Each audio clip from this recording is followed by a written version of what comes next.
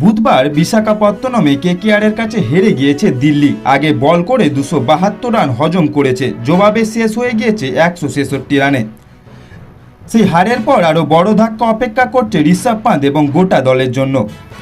পন্তকে মোটা অর্থ জরিমানা করল বিসিসিআই, সতীর্থদেরও জরিমানা দিতে হবে।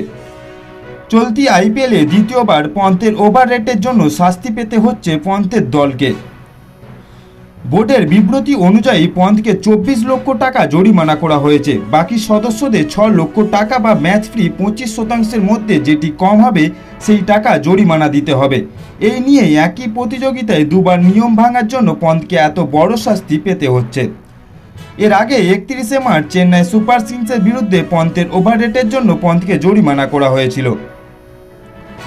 এদিকে বুধবার কলকাতা ইনিংসে দুবার রিভিউ নিতে ভুল করেন পন্ত। তার খেসারত দিতে হয় দলকে। কেন ভুল হয়েছিল ম্যাচ হেরে জানান দিল্লির অধিনায়ক। বলেন, মাঠে খুব চিৎকার হচ্ছিল, আমি জায়ান্ট স্ক্রিনে রিভিউ নেওয়ার সময় দেখতে পাচ্ছিলাম না। জায়ান্ট স্ক্রিনেও কিছু সমস্যা হচ্ছিল। কিছু বিষয়ে আপনার হাত থাকে, কিছু বিষয়ে থাকে না, তাই অভিযোগ করে লাভ নেই।